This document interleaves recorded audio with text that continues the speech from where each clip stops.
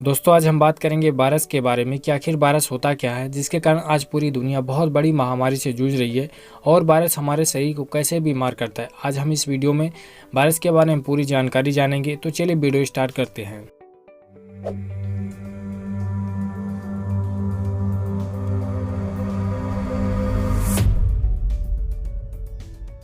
नाम है virus. Virus का मतलब है पॉइजन यानी विष। यह हिंदी शब्दों में संधि विच्छेद करके देखें विषाणु। विष के अणु होते हैं। वायरस प्रोटीन और न्यूक्लिक एसिड के बने ओब्लिगेट पैरासाइट होते हैं। वायरस केवल जीवित कोशिकाओं के अंदर ही मल्टीप्लाई करते हैं, अर्थात जब तक ये जीवित शरीर को नहीं पाते तब तक ये वायरस मृत होते हैं।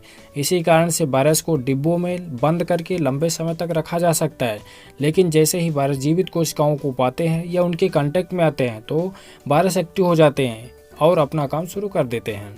अब सवाल यह है कि आखिर वायरस की खोज किसने की। इसका जवाब यह है कि वायरस की खोज रूस के साइंटिस्ट इवानोवस्की ने सन 1992 में की थी। दोस्तों आप लोग ये बात तो जानते ही होंगे कि इस दुनिया में जो भी चीज़ जीवित है वो सभी चीज़ बनी होती सेल से, यानी कोशिका की, जो हमारे शरीर की सबसे छोटी इकाई होती है।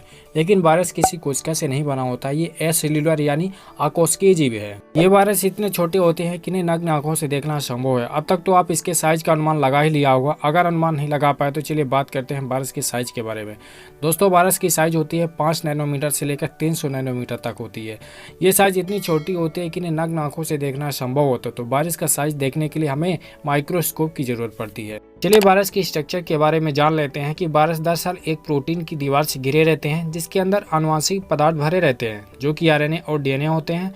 और यही जेनेटिक मटेरियल वायरस को किसी जीव के शरीर में घुसकर उन्हें मल्टीप्लिकेशन के जरिए एक से हजारों वायरस बनने में मदद करता है। चलिए जानते हैं कि जब कोई वायरस हमारे शरीर में घुस जाता है तो वायरस करता क्या है हमारे शरीर के साथ। जब कोई व्यक्ति छींकता है तो उसके छींक में बहुत सारे वाटर ड्रॉपलेट मौजूद होते हैं, जिसमें छोटे छोटे वायरस मौजूद होते हैं। जब एक व्यक्ति छींकता है तो उसके छींक में हजारों वाटर ड्रॉपलेट हो सकते हैं। तो आप जरा सोचिए कि कितने सारे वायरस एक छींक के ड्रॉपलेट में होते होंगे। दोस्तों जब कोई व्यक्ति अपने सांस के जरिए वायरस को अपने अंदर ले लेता है तो जैसे ही वायरस शरीर के अंदर गया तो वो शरीर के अंदर सेल के पास जाता है और इन वायरस के ऊपर एक उभरी आकृति होती है जिसे जनरली कीज कहते हैं। और जिस सेल के पास ये जाता है बाइंड होने के लिए, उनके ऊपर भी एक उभरी हुई आकृति होती है जिसे रिसेप्टर कहते हैं। और ये उभरी हुई आकृति डिसाइड करती है कि ये वायरस इस सेल को इन्फेक्ट कर सकता है कि नहीं कर सकता है, क्योंकि हर वायरस हर तरीके के सेल के साथ बाइंड नहीं हो सकता है। जैसे ही वायरस सेल के रिसेप्टर के साथ बाइंड होते हैं तो ये सेल के अंदर पहुंच जाते हैं। और एक बार वायरस शरीर के अंदर पहुंचा तो अपने अंदर मौजूद जीनोम की मदद से, जो कि डीएनए और आरएनए हो सकते हैं, तो ये अपने और भी वायरस को कॉपी करने लगते हैं। दोस्तों वायरस का रेप्लिकेशन सेल के अंदर 7 स्टेज में होता है। पहले ह्यूमन वायरस को एब्जॉर्ब करता है, फिर वायरस की एंट्री सेल्स में होती है रिसेप्टर्स की मदद से। उसके बाद वायरस के अंदर प्रोटीन की लेयर अनकोटेड होती है। फिर चौथे स्टेज में वायरस के अंदर आरएनए या डीएनए दोनों में से कोई एक न्यूक्लिक एसिड का ट्रांसक्रिप्शन होता है। Virus nucleic acid host cell को मैसेज भेजता है जीनोम का मल्टीप्लिकेशन करने के लिए।